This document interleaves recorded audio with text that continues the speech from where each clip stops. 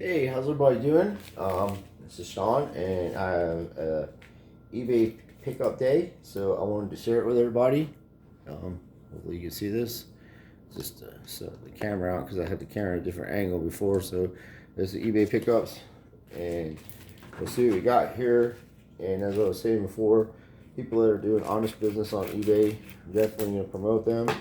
And I just started an eBay account myself. I had a bad experience with it in the past, so I get discontinued. Okay, the first one is I have a few of these, and this is a Shaquille O'Neal rookie card. It's a refractor, and I have a few of those, and I thought this card looked in very good shape.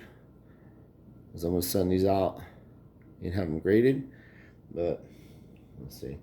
Corner's not that good on this, and it could be that. But when I get these cards, or any card that I get from eBay, I usually I take them out of the containers.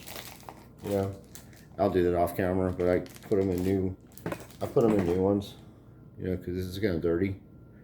I know it's a chance you take, but then you can actually see the card also. And I showed you guys in other videos, I would definitely go to the Dollar Tree and I would invest in a little magnifying glass. It's $1, man.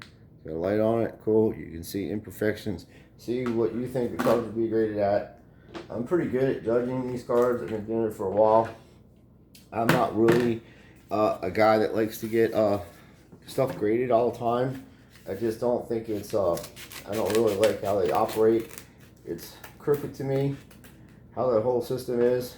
But in this sense, I do understand that it is part of the hobby, and the things that I think are crooked, other people may not see that way. So, but like there's an old saying, when in Rome, you have to live as the Romans do. So, you can't beat them, join them, kind of thing. So, okay, so this is a really nice card.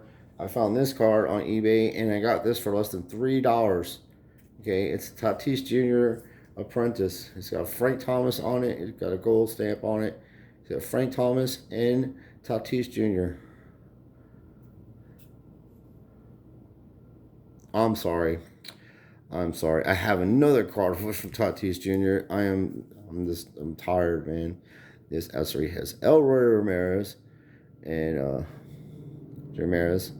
Elroy is badass, and so is Frank Thomas. So I made a mistake. I apologize. I'm kind of tired. So it's also gallery, Topps gallery. I collect those. They're very cool cards. This seems like that's legit. I may keep it in that. If they come like that, I will definitely, keep them. I already marked the names off of where these people live at and where I live at too, because I've seen some crazy stuff for people, unfortunately, the world we live in. But I guess we could just tear through that, see what we got in here. Packing, I'm pretty good. I don't have a problem with people sending me stuff through the mail.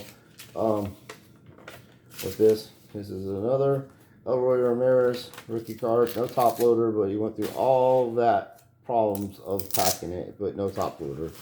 So, and this is really nice condition. I have a few of these, and I was looking to pick them up, and I got this for under $3. And you see how it was shipped, but it's really nice. That's definitely going to go into a top loader. I'm going to put that in a top loader right now, just to make sure nothing happens to it. I'm talking to you folks. I'm getting my collection sorted out. I have tons of stuff that I do not collect, and other people do. So I will be posting stuff on eBay, which I don't expect you guys to buy anything from me. You're my friends. If you do, that's fine. But we'll be posting stuff on eBay, and I have a lot of really nice things. I'm just trying to simplify my collection to players that are my favorite players, and I'm trying to get special cards of them, and that costs a little bit of money. So I'd rather have a few cool cards, and I'll still have hundreds of cards, but so I'd rather have a few cool cards than wow, holy mackerel, sorry about that. Okay, these are really cool. They're Michael Jordan McDonald's cards. I have a few of those, and it's actually tells you I bought it off the eBay. They wanted $10 for this, but I put says best offer, and that's it's a flip card. You just go like that, and you flip it over, and it tells you how to do free throws. Jordan explains it to you. And also a physical autograph, very cool card. This is number 8. I think there's 8 in the series. I have the series, so that's another card that I picked up for dirt cheap monies. Well, everybody goes after things. I go after unique things. That's how I collect.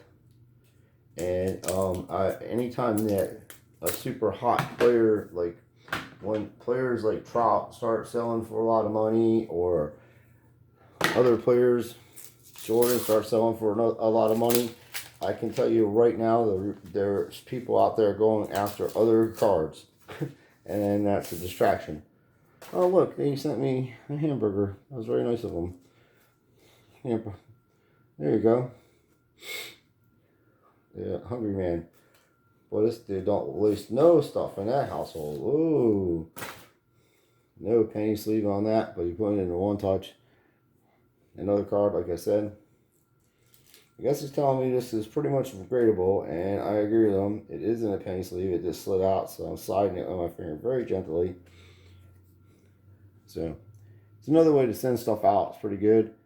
And as I said, he probably just don't, the person who sold this to me don't think this guy's going to make it like that. But I am going to, like I said, I buy a lot of the same cards. You have to try to get them at a good value. And as I said, when Trout and other players are selling for tons of money, and there's no baseball going on, I mean, nobody's playing baseball, no one's playing any sports, it's a distraction. There's other players, Luis Roberts, another guy they'll tell you last year was Wander Franco, and every year it's somebody else. I remember the year Mark Pryor. Mark Pryor was huge. Oh my God, everybody went after this guy. Another card I got from him, not from the same person, but this was sealed like that. So I have 3 of them, 3 cards like that, and then of course I already opened that one up, and we have 2 more to open up. And so I got a lot of, you can see where I'm going with this. Ramirez to me is a sleeper. That's my opinion. There's a lot of guys out there that can hit a ball, and there's a lot of guys out there that can field, but there's certain players that have a skill and a natural ability to see things that other players don't, and that's the difference. And go watch what's his name? Oh, he's a good ball player too at this time.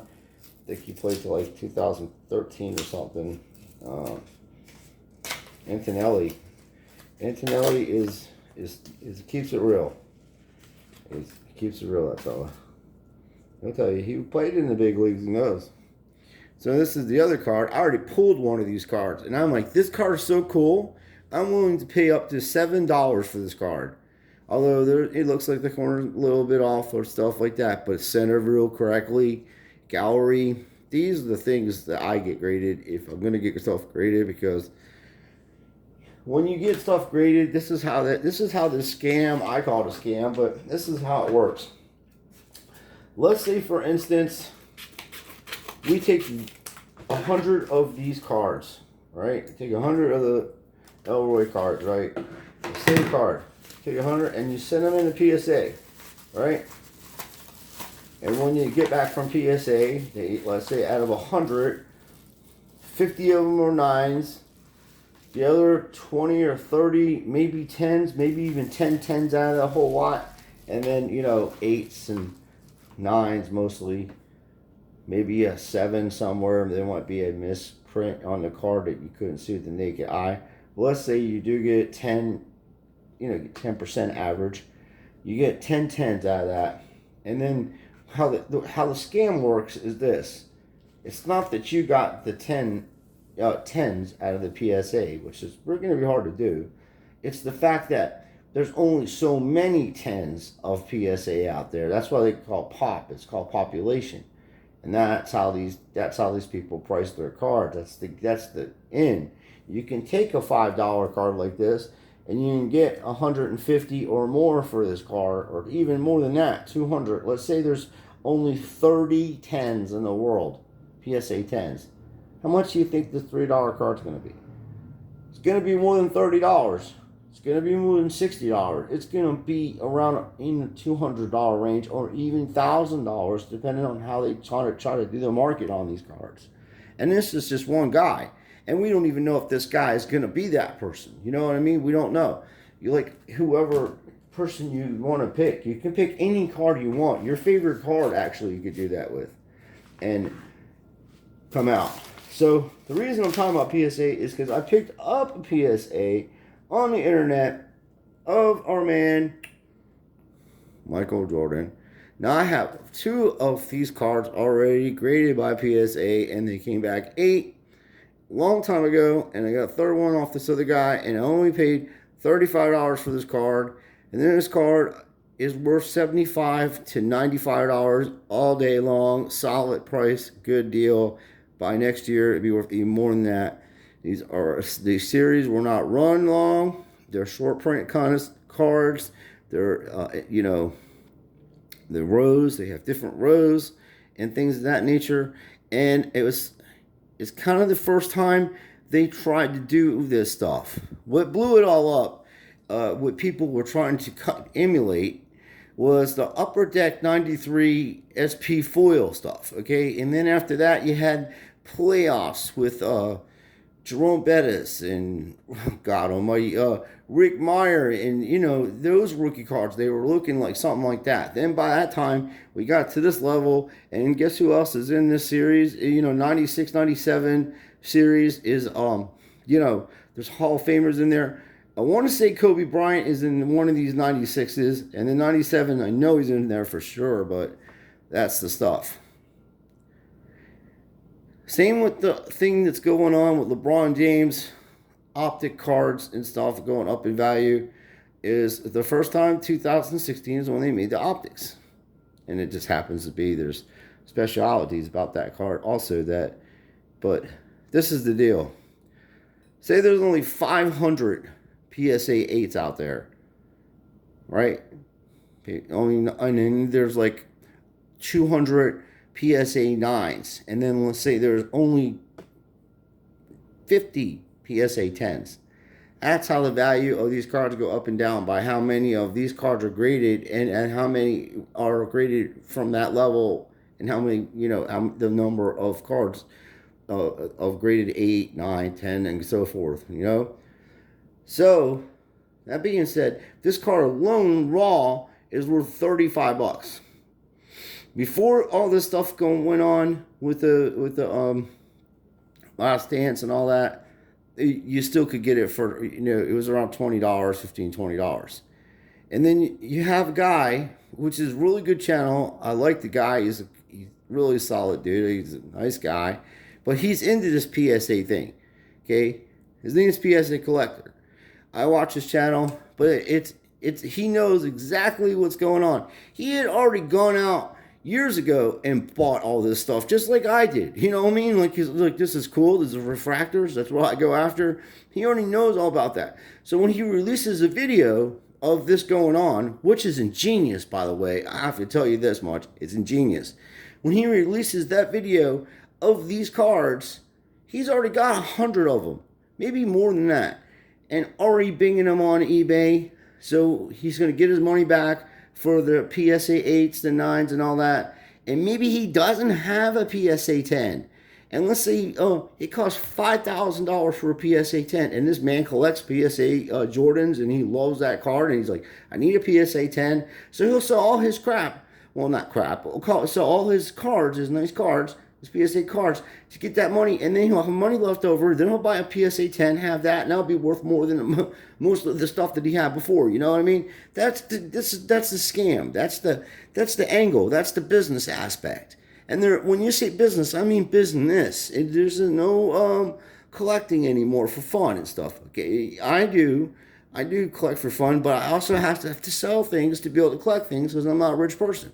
And then even rich people that do this do the same thing. They go after what they want and like. You have to like the things that you buy. You don't like the things that you buy, you just buy them to resell them.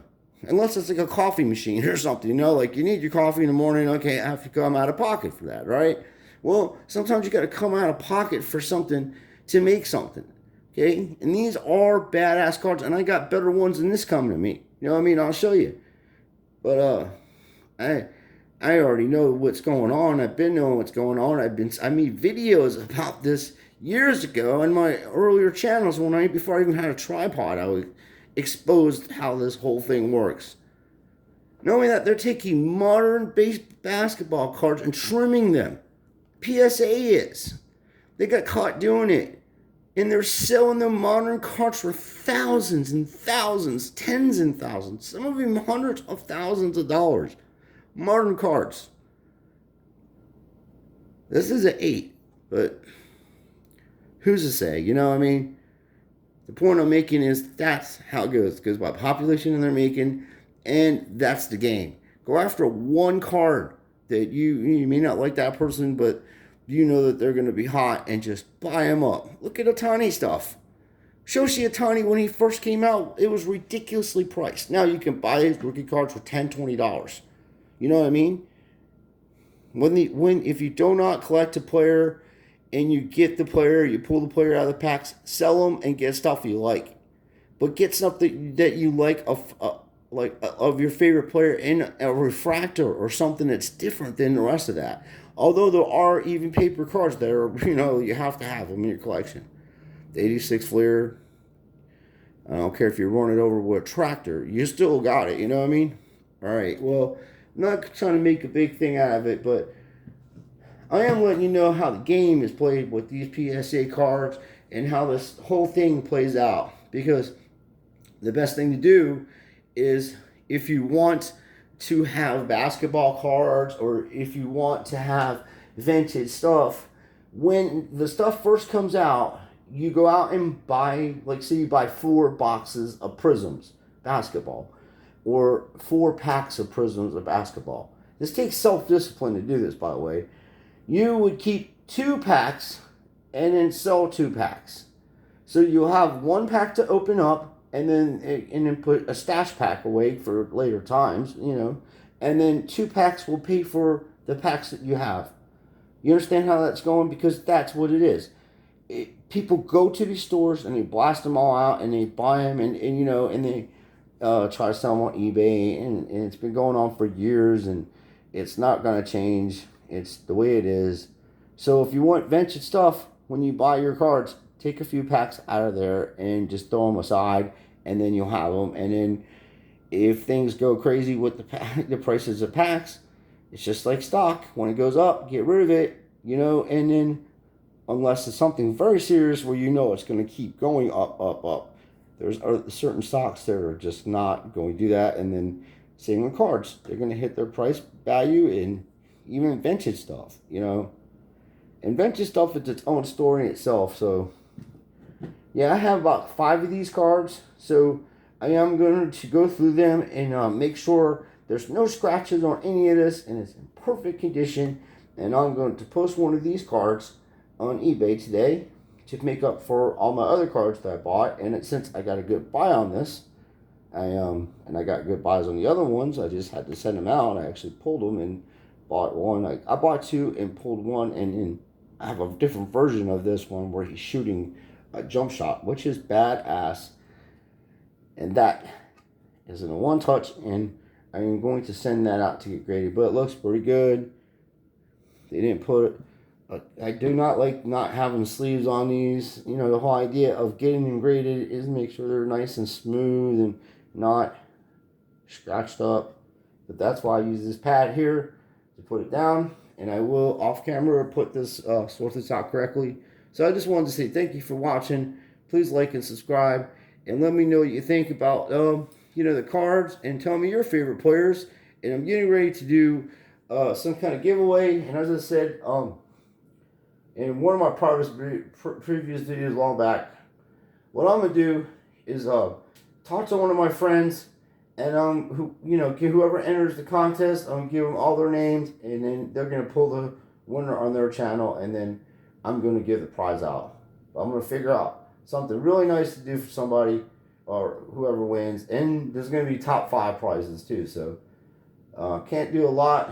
Don't expect me to bust out cheaters or a Mickey Mantle autographed baseball bat or something like that. It's just 200 subscribers, and a lot of people stop doing giveaways because people just sub your channel to get free stuff.